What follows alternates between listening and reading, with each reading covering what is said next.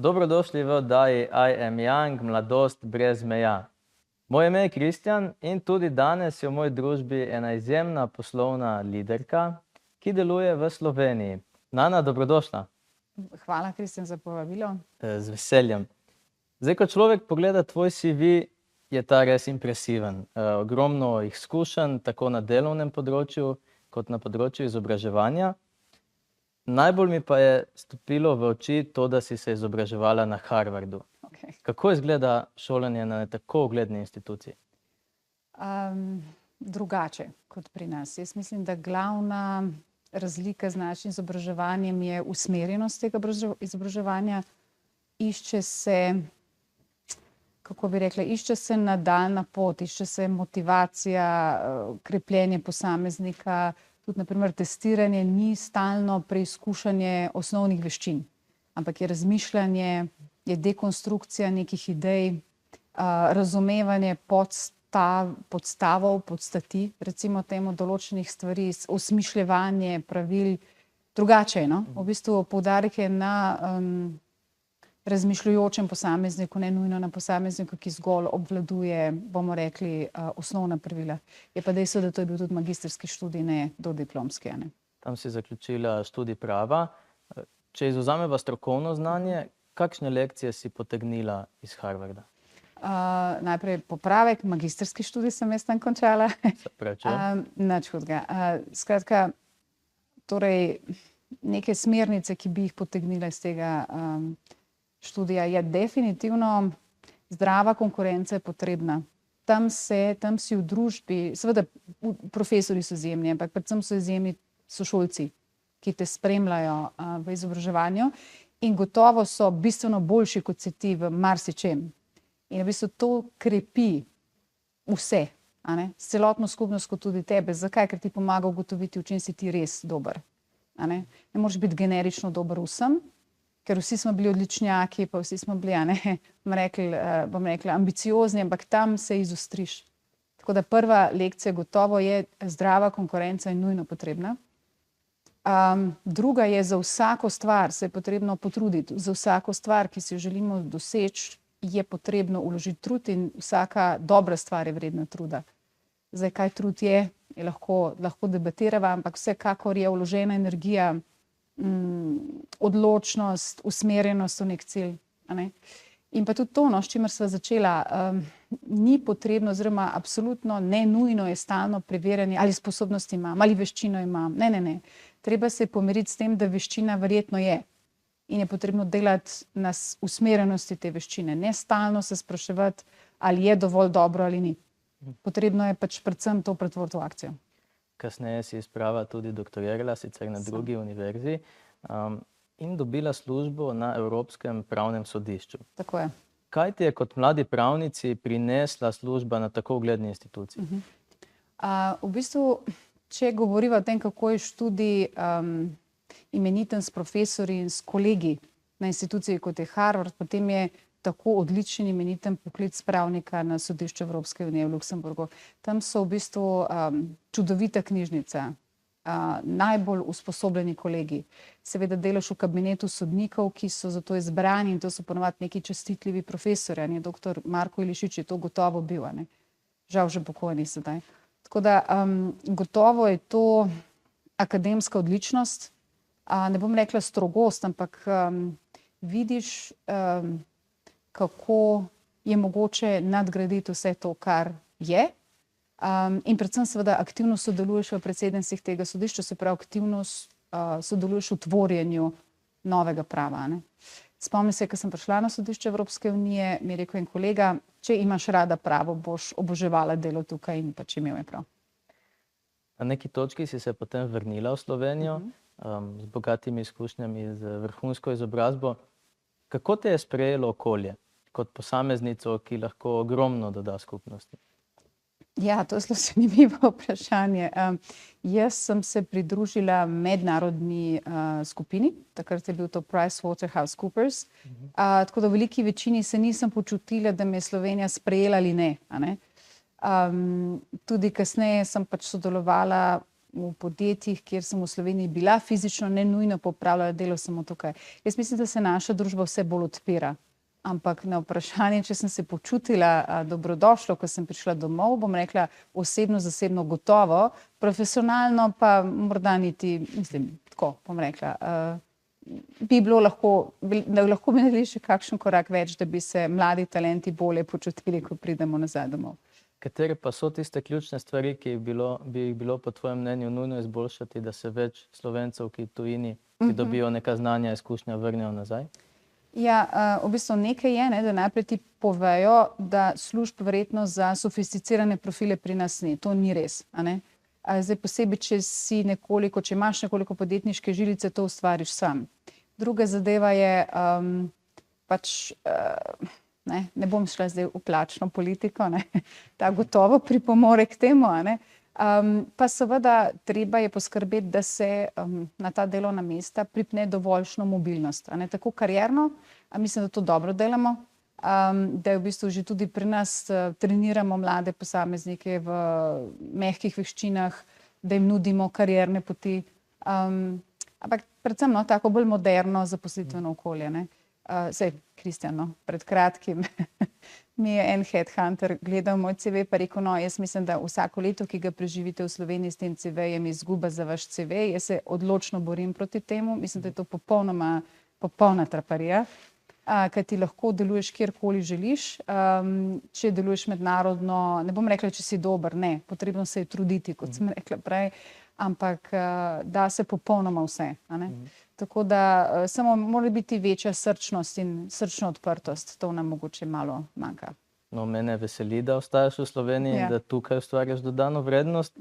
Posebno mesto v tvojem življenju pa ima tudi umetnost. Kaj ti izražaš skozi umetniško ustvarjanje? To moje umetniško ustvarjanje mora biti najprej poveva, kaj je. Začelo se je kot hobi, ker preprosto sem bila mati dveh mladih, majhnih deklic. Nisem imela časa in sem se želela družiti s svojimi prijateljicami. Ena izmed takih je tudi moja današnja gostja. In želela sem imeti čudovito vsebino, a ne. In tako se je počasi gradil ta moj teater, ki ga zelo rada dajem v naravo, se pravi, dogaja se v naravi. To so zgodbe, na začetku so bile zgodbe mitoloških žensk, predvsem so pa, bi jaz rekla, zgodbe življenja, nekih morda pozabljenih veščin, običajev, predvsem pa okrog neke človeške dobrote in pozitivnih zgodb. Kaj izražam? Verjetno svojo inspiracijo. Ja, predvsem to. Upam pa, da se skozi to izražajo tudi neke zgodbe, ki so zanimive vse večji javnosti, recimo temu. Ker na začetku so bili to popolnoma zasebni dogodki, čisto zato, ker jih pač jaz nisem želela deliti z ostalimi. Zdaj, zelo pogosto vlečemo vzporednice med poslom in športom, manj pogosto pa povlečemo vzporednice med poslom in umetnostjo. Kje jih ti vidiš? Ja, v bistvu tako je, če si dober v svojem poslu, je ta element inspiracije zelo, zelo pomemben, ne. Tudi recimo odločitve ali pa izražanje, je pač neka ta smelost, neka individualnost, ki se mora izražati tako v poslu, kot v bistvu v umetniškem izražanju. Vse stvari počneš ti. Z neko svojo izraznostjo, z neko svojo čisto individualno, vitalno močjo, tako da ta vzporednica gotovo je, a ne. Pa hkrati pri obeh, vsaj pri meni, je to nekaj, to so pač takšni izzivi, ki jih preprosto ne izpustiš iz rok. Preprosto živiš in greš za tem, da določenih stvari ne spustiš iz rok in greš dalje. Jaz mislim, da oboje je pa vezano na pač neko dobesedno poslanstvo, ne. Tako posel, ki ga imaš osnovno, kot tudi drugače, pa recimo pri obeh pišem besedila, ne. Tako bolj umetniška kot recimo pogodbe. Omenila si poslanstvo. Zdaj v vseh teh tvojih izkušnjah, od Harvarda, doktorata in potem poslovnih izkušnjah, kaj te je gnalo naprej, da si vse to dosegla in da še vedno si motivirana za nove dosežke?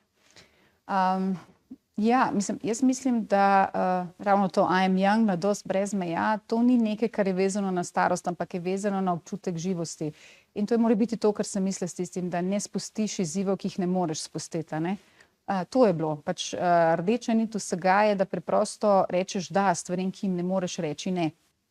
Saj v bistvu študij v tujini lahko ima tudi pomanjkljivosti, a ne. Saj zakaj bi pa zapravljal čas in denar, če že veš, da si umeščen v ta prostor tukaj, ne.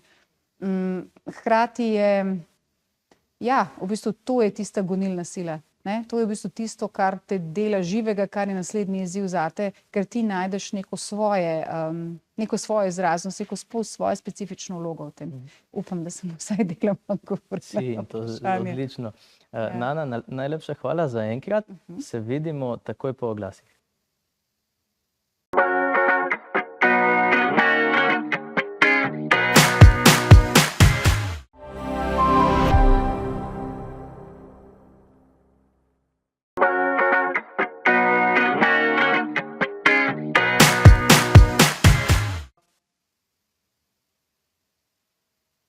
Dobrodošli nazaj v oddaji I am Young, mladost brez meja. V moji družbi je poslovna liderka Nana Šumrada, ki je s seboj v studio pripeljala posebno gostjo. Nana, koga si pripeljala v studio? V studio sem pripeljala dr. Violeto Bulc, izjemno žensko, vodjo trenutno ekocivilizacije in različnih, bomo rekli, projektov, o katerih bomo gotovo govorili. Nekdanjo evropsko komisarko z ogromno titul ima dr. Bulčeva, predvsem pa je moja izjemna prijateljica, izjemna ženska, ki jo občudujem, zato sem se odločila, da jo pripeljem, oziroma da jo povabim v najin pogovor. Dobrodošla, gospa Bulc, v našem studiu. Me veseli, da ste se odzvali vabilu, enako velja seveda za Nano. Če pozabimo na vse funkcije in nazive, ki ste jih imeli, kdo je Violeta Bulc? Ja, v meni je ena zelo zanimiva duša, ki ves čas raziskuje, zanimajo vse, česar ne ve. Predvsem pa že od začetka v resnici me privlačijo sistemi, delovanje sistemov in prav iz stališča obnašanja, sistem kot neke vrste oseba, z vsemi svojimi emocijami, dinamikami in morda je ravno to ena taka priložnost tudi, da bolje in lažje razumemo podjetja, skupnosti, države, da pogledamo na njih kot na bitja, ker seveda nosijo v sebi vso zgodovino generacij, civilizacij, v nekaterih primerih nosijo v sebi karakterne lastnosti tistih ljudi, ki jih trenutno vzdržujejo, razvijajo. In hkrati je to struktura, v okviru katerega se tudi vsi mi razvijamo in iščemo svoje poti za naprej. Nana, verjamem, da je zanimiva zgodba za tem, kako ste se z gospod Bulc poznali. Nam mogoče poveš to zgodbo? Najprej bi se odzvala na to, kar je rekla Violeta glede sistemov. Ravno ta konkretni strastni motiv raziskovanja sistemov je tisto, kar je mene vodilo do študija najprej matematike, ker to je bil prvi študij, katerega sem se vpisala, in je to študij prava, ravno to. Poznavanje, kako delujejo sistemi, kakšna pravila si osmišljajo, ker v bistvu skozi tega se vidijo, tako kot si rekla, pravilno zgodovina, predvsem pa vrednote, česa se bojimo, kaj čuvamo, pred čim se ščitimo in tako naprej. In nam daje poseben fokus in aspekt človeškega bitja na svoje okolje. Kako so se pa spoznali? Spoznali so se v čudovitem okolju Kamnoloma Lipica, kjer sem priredila enega izmed svojih dogodkov, ki je bil na temo starega Egipta, ampak predvsem 4 likov žensk in faraonk. Tam sem prvikrat spoznala Violeto, prišla si kot gostja in od takrat naprej sva zelo povezani, bi rekla, vsaj jasno. Res je. Gospa Bulc, vedno mi je posebno veselje, ko spoznam ljudi, za katere vidim, da imajo to strast, ta žar, in pri vas je to zelo očitno. Zato enako vprašanje kot prej Nani, kaj vas je gnalo naprej vsa ta leta in kaj vas žene še danes naprej? Predvsem so me gnale priložnosti. V bistvu moram tako reči, v življenju se nisem nikoli postavljala ciljev. Sem pa vedno nekako gojila odnos s svojim poslanstvom. Kaj želim, na kakšen način želim delati, v kakšnih okoljih želim delati, s kom želim delati. In na to sem vedno poskušala tudi vplivati. In od, če rečem, začetnih športnih korakov je bilo podobno. Veliko športov sem zamenjala in na koncu tudi prišla do te vrhunske zgodbe. Vendar sem že takrat začutila, da je to samo ena izmed izkušenj, ki mi je odpirala vrata za naprej. Dala mi je disciplino, dala mi je osredotočenje, dala mi je res to izkušnjo timskega duha. Tako da, vendar sem se spet preselila naprej in ko je prišla priložnost, da odidem na študij, pravzaprav me nič ni zanimalo, če se prav spomnim takrat. In potem sem zvedela, da so odprli nov študij na elektrofakulteti, smer računalništvo in informatika in sem rekla, o tem pa nič ne vem, to bom šla pa študirati. In nikoli mi ni bilo žal, ker me je ta pot, ta notranji uvid mi je dal neke vrste orientacijo, kaj je dobro za mene, zakaj sem tukaj, kaj je tisto, kar moram naslednji koraku narediti, da bom uravnotežena in da bo moje življenje na nek način izpolnjeno. In potem je bilo to najboljših študijev, ki bi si ga lahko zamislila. Žal mi je, da ni več deklet v tem obdobju. Na tem študiju takrat nas je bilo polovica in smo res dobili en tak izjemno široko znanje in vpogled v to, kar je prehajalo potem v vsakdanjo poslovno prakso, pa potem tudi družbeno prakso. No, potem se je pojavila priložnost, da grem v tujino. Jaz nikoli nisem sanjala, da bi šla delati v tujino ali pa študirati v tujino. Jaz sem zelo zadovoljna v Sloveniji. Prišla je priložnost in notranji uvid je brez vsakih zadržkov rekel, to je pot. In sem šla, in Kalifornija mi je dala izjemno razsežnost. Študij na fakulteti, ki je v bistvu ustanovila podjetje iz Silicije doline, mi je dal spet povsem nove dimenzije, profesori iz Berkeleyja, iz Stanforda, iz San Francisco State University. To so bili res vrhunski profesori, ki so vsi razumeli tiste osnovne zakonitosti, ne samo poslovanja, ampak vsi so bili neke vrste filozofi in to mi je najbolj navdušilo pri njih, ker so ti vedno dali tudi filozofsko dimenzijo. No in pol seveda delo v Silicijevi dolini, to je bilo sploh, takrat se je šele začela resno razvijati. Imela sem priložnost, da sem bila v timu, ki je prvo sploh na svetu postavilo poslovno TCP/IP omrežje in lahko celo upam trditi, da sem bila prvi network analyst, se pravi prva analitičarka poslovnih mrež na osnovi TCP/IP oziroma internet protokolov. No, glavno, to je bila ena res taka fantastična izkušnja. Ampak vedno v sebi sem vedela, ne glede na to, kako mi je bila všeč Kalifornija in San Francisco in celotno vzdušje, da me bo pot pripeljala nazaj domov, ker si nisem znala predstavljati recimo vzgajati v družino v tistem intenzivnem okolju, ko res nisi imel časa. Po 12 ur na dan smo delali za nič drugega kot za sebe in za službo. In pa spet pridem v Slovenijo, noben ni hotel delati z mano, noben še ni slišal za te internet omrežja takrat. In jaz sem pa vedela, kaj prihaja. Vedela sem, da hočem v tem delati naprej in edini sem vedela, ki bo to lahko razvijal, je Telekom Slovenije. Seveda tam ni bilo prostora zame, vendar takratni direktor, gospod Gril, nikoli ga nam pozablja, je rekel, ampak jaz čutim, da ti govoriš stvari, ki nam bojo prišle prav. A bi prišla za prevajalko k nam? Takrat sem bila že magisterij, pa delo v Siliciji dolini, pa res high-tech, sem bila neke vrste ekspert. Pa sem rekla, ja, če pa to treba, da pridem Telekom, pa seveda. Zakaj to govorim? Zato, ker vedno moraš sebe not poslušati in iti v flow in časih, moraš kakšen ovink narediti, pa korak nazaj. No, in jaz sem bila 3 mesece prevajalka, ampak tisto je bilo izjemno priložnost, ker sem bila del ekipe, ki je izdvajala poštno banko iz sistema PTT takrat je bil to še PTT. In sem dobila vpogled v stvari, ki jih sicer ne bi nikoli dobila. No in zelo hitro sem pol dobila svojo skupino in tistih 5 let Telekoma je bilo izjemnih. Mi smo postali največje vozlišče za tranzit prometa, boljši smo bili od Deutsche Telekoma, od AT&T-ja. Potovali smo od Ukrajine do Albanije, do Gruzije, cel Balkan. Res, takrat smo z Iskro delali zelo z roko v roki in z njihovo najnovejšo tehnologijo smo uspeli te mreže postaviti in se iti ta prav Telekomov biznis. Tako da je bil tak res užitek. No, tu je pa ena izkušnja, ki predvsem, glede na to, da smo v oddaji za mlade menedžerje, morda njim pride prav. Preveč, prehiter okolje tega ni moglo absorbirati.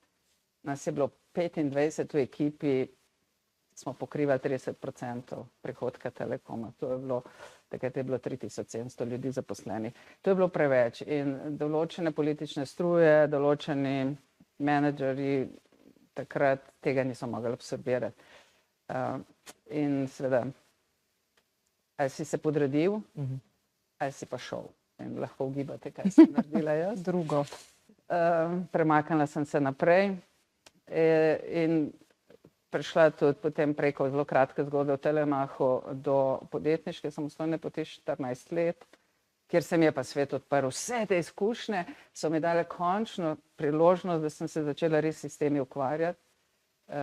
In zakaj to spet govorim? Ker hočem pokazati mladim ljudem, da če sledi svojemu poslanstvu, boš v življenju zelo velik karier za mene. Veliko različnih področji boš vstopil, jih sprobal, sam sebe sprobal in vsako, da bo obogatilo. Od prevajalske službe pa do direktorske službe na Telekomu Slovenije, pa do potem podjetniške poti in tam se je tudi odprlo, tam smo ustvarjali cel kup enih novih inovacij, poslovnih, socialnih, nagrad dobili, priznanj. Skratka, spet je bil en vrhunc nečesa novega, ampak zelo hitro se je trg nasitil, ker Slovenija, žal še danes, je že takrat bila zelo produktivno orientirana, zelo proizvodni način razmišljanja, se pravi produktivnost, hierarhične strukture. No, jaz nikoli nisem čutila, da je to prihodnost sistemov. Sistemi so živa bitja, se hočejo razvijati, hočejo se širiti, krčiti, ampak z dinamiko ljudi in smo že takrat pomagali podjetjih uvajati te koncepte in sem zelo vesela, da se podjetja, ki so še vedno obstajajo, so še zelo uspešna, še vedno deluje po teh principih, ker so, bi rekli, najde svoj ikigai. Odkrili so, kaj je tisto bistvo v njih samih in tako včasih zanemarjamo, da podjetja tudi to rabijo vedeti, tako kot mi. Ker šele ko razumejo vsi, ki delajo z njim od zunaj, znotraj, naj bo to stranke, dobavitelji ali pa zaposleni, se upnejo v ta notranjo energijo tega bitja podjetja. Tako da vejo ne samo kaj, ampak tudi zakaj nekaj delajo. In da je to prelivanje enih energij, ker mi moramo počasi začeti dojemati, da sem skupaj lahko dosežemo neke trajnostno vzdržne rezultate. In sem skupaj lahko mi sami sebe do te mere začenjamo korigirati, da ne povzročamo toliko negativnih posledic. Ker kaj je problem te industrializacije? Da je naredila ogromen boom, ampak za sabo je pustila puščavo, za sabo je pustila celo razdejanje. Mogoče je to dobra istočnica, da gremo na oglase in se po oglasih vrnemo s projektom Ekocivilizacija. Odlično. Odlično, hvala lepa. Se vidimo po kratkem odmoru.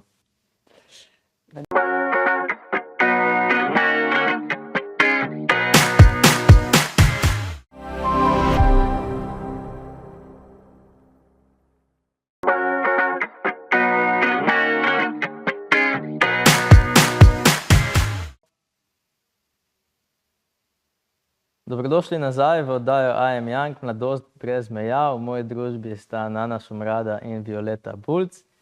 Izjemno zanimiv pogovor je za nami, pa bi začel mogoče, Nana, s tabo, da nadaljujemo. Gospa Bulc je povedala ogromno zanimivih stvari iz njene kariere, pa tudi o njenem razmišljanju in sistemih. Če se lahko navežeš mogoče na ta del, ko vidiš, da neka zgodba da ne deluje več, da nisi 100% zraven, kaj narediti? Jaz mislim, da je ravno to, kar je Violeta poudarila, ne parkrat skozi, v bistvu niti ne med vrsticami, ampak dobesedno poudarila, je to zelo pomembno je poslušanje svoje neke notranjega glasu, notranje poti, ker samo na ta način si avtentičen. Ker tudi tako, kot sva govorila prej, ti imaš nek svoj imprint, neko svoje, pa ne samo poslanstvo, ki se sliši tako filozofsko, ampak dejansko čisto svoj specifičen kod in energijo, ki ga daješ določenim zgodbam, da jim daješ dodano vrednost. In zdaj nekatere zgodbe dobijo svoje življenje, tudi svoje lastne podjetniške zgodbe, lastne umetniške izrazi, če želiš. In to potem v eni fazi lahko ima življenje neodvisno od tebe, kar je krasno, ampak sam v bistvu se moraš zelo dobro spraševati, kje si. Sva govorila o smišljanju in tako naprej. Ni samo po sebi namen, stvari niso same po sebi namen. Pot ni samo pač premočrtna, ampak je lahko včasih ciklična in tako naprej. Skratka, ti v vsakem trenutku nekako moraš sebe najti v zgodbi, pa sebe poslušati in najti svoj ta notranji uvid. V tem je Violeta večkrat prav notranji uvid omenila, ker na ta način lahko pripoznaš, ali so te tvoje veščine tukaj vmešene in predvsem, če so potrebne. A ne? Ker včasih tvoje veščine preprosto niso več, se ne skladajo z zgodbo, ki si jo lahko celo ustvaril sam. A ne? In naprimer v podjetjih, posebej, ko podjetje raste, a ne? Včasih so veščine teh ustanoviteljev noro pomembne na začetku, kasneje pa ravno te veščine ali pa določene osebne črte zavirajo kakšno zadevo. Tako da jaz mislim, da tukaj je potrebno zelo dobro vedeti, kje si ti osebnostno, kje si ti kot profesionalna identiteta in kje si ti čisto kot neka energetska identiteta, če rečem filozofsko, ker to v bistvu je to poriva celotno stvar naprej. Ne? In včasih ni več meča, recimo temu tako, ne? Ni več skladnosti in takrat je čas, da samo kritično ugotoviš, da mora biti pa ni več ta zgodba čista prava, oziroma da mogoče ti nisi več pravi za to zgodbo. Gospa Bulc, svoje znanje in veščine ste doprinesli tudi v politično kariero. Bili ste med drugim tudi evropska komisarka, kar je ogromen dosežek. Kaj ste vi dali tej funkciji in kaj je ta funkcija dala vam? To je pa zelo zanimivo vprašanje, ki bo v veliki meri se nanašalo tudi na to, kar je že Nana omenila. Meni se je politična zgodba zgodila. Spet, eno tistih impulzov, nikoli nisem razmišljala, da bi bila političarka. Bila sem zelo uspešna na svoji podjetniški poti. Potem je pa prišlo tisti konflikt z zelo predanim delom v podjetniškem okolju in stalnim konfliktom, kaj se v bistvu z našimi davki dogaja, kaj se dogaja z to našim vložkom v neko družbeno tudi nadstavbo, ko si pa gledal, da nekako politika zaostaja za sodobnimi koncepti, načini razmišljanja. No in tako se je zgodila ta politična zgodba, da ne grem v detajle. In nehote sem pristala kot ministrica, po nekih kvotah sem postala podpredsednica vlade in potem je bila ravno čisto samo na podlagi kvot, no, Violeta. No, ampak moram reči, da tako kot si že omenila, mene kot žensko na te pozicije fantje ne bi predlagali, če ne bi bile obvezne kvote, ker so to prestižne pozicije, za katere se ponavadi moški zelo zagrebajo. In enako bi se zgodilo za komisarsko pozicijo, kolikor ne bi predsednik Juncker zahteval od določenih držav, da dajo ženske kandidate. Bila je cela vrsta moških kandidatov iz Slovenije, ki so hoteli postati komisarji, tako da moramo biti le kar stvarni. Ampak, ko sem pa jaz enkrat dobila to priložnost, se mi je pa zdelo, da me je celo življenje na to pripravljeno. In sem v to politično sceno, ki je dokaj obrtniška, kar je v bistvu zelo prijetno delati v Bruslju, ker je obrtniško, stvari se ve, kako se morajo narediti, sem jaz vnesla en svež duh tega sistemskega pristopa, participativnih modelov, vključevanja celega ekosistema v procese definiranja nekih novih idej.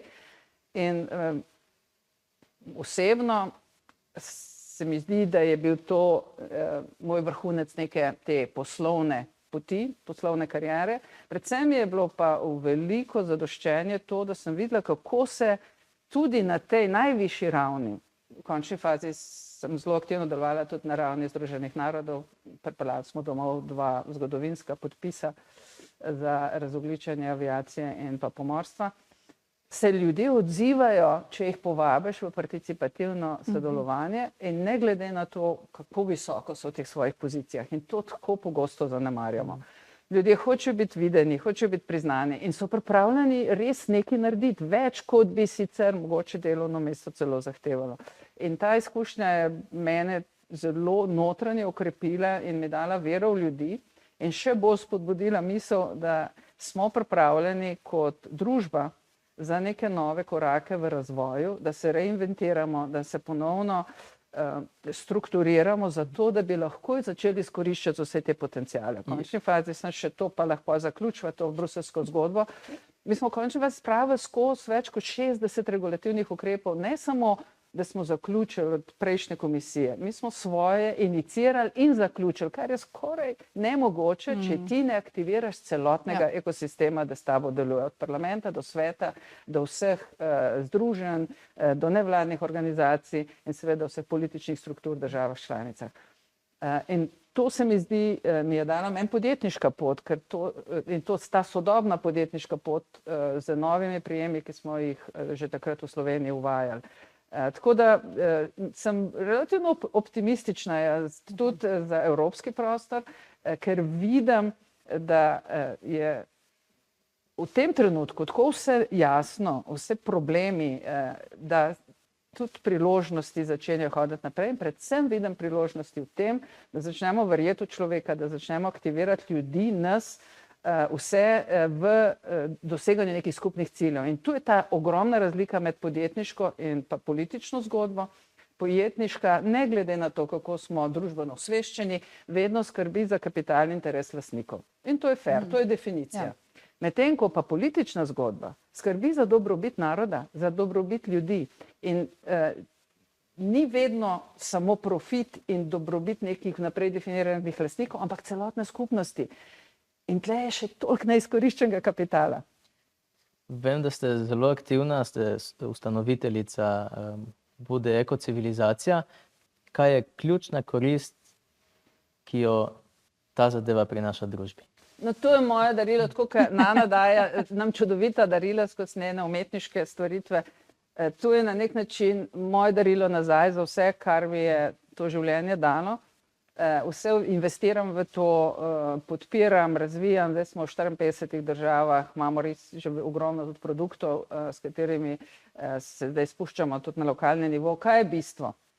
To, kar sem že prej omenila. Ugotovila sem, da ljudje, ki jim je mar, nimajo platform, kjer bi se lahko povezvali in skupaj potem delovali v dobro širše skupine in širše družbe, celo civilizacije.